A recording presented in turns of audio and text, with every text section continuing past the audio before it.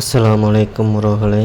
Prestige வெட் grinder சுற்றுது, ஆனால் அரிசி போட்டால் சுத்த மாட்டுக்கு. அது என்ன ஃபால்ட்டு, அதை எப்படி சரி பண்ணுறது அப்படின்னு பார்க்க போகிறோம். This video sponsored by SPO digital marketing.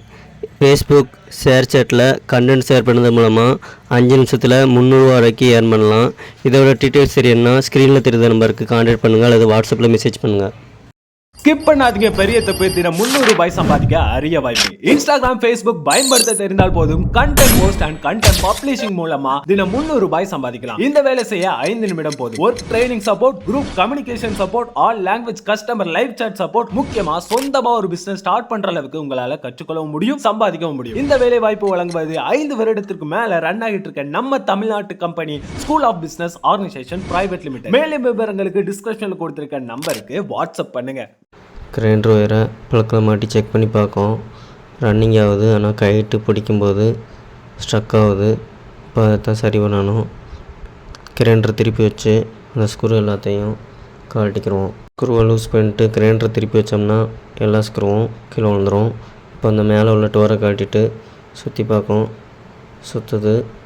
ஆனால் அந்த பெல்ட்டு லூஸாக இருக்குது, அதை தான் டைட் வைக்கணும். இப்போ அந்த மேலே உள்ள டோரில் உள்ள ஒயரை கழட்டி எடுத்துக்கிடுவோம். எடுத்துகிட்டு அந்த சுவிட்சு கனெக்ஷனை கொடுத்து மோட்ரு நல்லா ரன்னிங் ஆகுதான்னு பார்ப்போம். நல்லா ரன்னிங் ஆகுது. அடுத்தாப்புல இப்போ அந்த பெல்ட்டை டைட் வைக்கணும். அதுக்கு இந்த மோட்டரை கொஞ்சம் நவட்டணும், அட்ஜஸ்ட்மெண்ட் பண்ணணும். அதுக்கு ஸ்பானர் எடுத்து அந்த மோட்டரில் உள்ள 2 போல்ட்டையும் கழட்டி அப்படி அட்ஜஸ்ட் பண்ணிக்கிடுவோம். லைட்டாக கொஞ்சம் நவட்டிட்டு நல்லா டைட் வச்சுக்கிடுவோம். மோட்டர் நவலாத அளவுக்கு வச்சுட்டு இப்போ செக் பண்ணி பார்க்கும். நல்லா ரன்னிங் ஆகுது, லோடு நல்லா போகுது. இப்போ அந்த ட்ரம்மை தூக்கி வச்சு அந்த ஸ்ப்ரிங்கு நட்டெல்லாம் போட்டு கையை வச்சு அமுக்கி பார்க்கும். நல்லா லோடு போகுது. இப்போ பெல்ட்டு தான் லூஸாக இருந்திருக்கு, அது டைட் வச்சாச்சு. இப்போ பெல்ட்டை கழட்டி விட்டுட்டு ப்ரெஸ்ஸை வச்சு அந்த அழுக்காக இருக்கிறதுக்கப்புறம் க்ளீன் பண்ணிக்கிடுவோம். நல்லா தொடச்சி க்ளீன் பண்ணிவிட்டு அடுத்து பெல்ட்டை மாட்டிட்டு அடுத்தாப்புல அந்த மேலே உள்ள டோரை மாட்டணும்.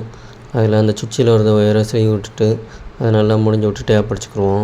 2 ஒயரையும் நல்லா டேப் அடிச்சுட்டு அடுத்தாப்புல அந்த டோரை கரெக்டாக லாக் பண்ணி ஸ்க்ரூவை போட்டு மாட்டணும். கரெக்டாக ஒயர் எல்லாத்தையும் கரெக்டாக எடுத்து வச்சு அந்த காடிக்கு நேரம் வச்சுட்டு அந்த மேலே உள்ள முடியை எடுத்து வச்சு ஸ்க்ரூ எல்லாத்தையும் போட்டு டைட் வச்சுக்கிடுவோம். டைட் வச்சுட்டு கிரைண்டரை திருப்பி வச்சு இப்போ ப்ளக்கில் மாட்டி செக் பண்ணி பார்க்க போகிறோம். ப்ளக்கில் மாட்டி செக் பண்ணி பார்க்கும்.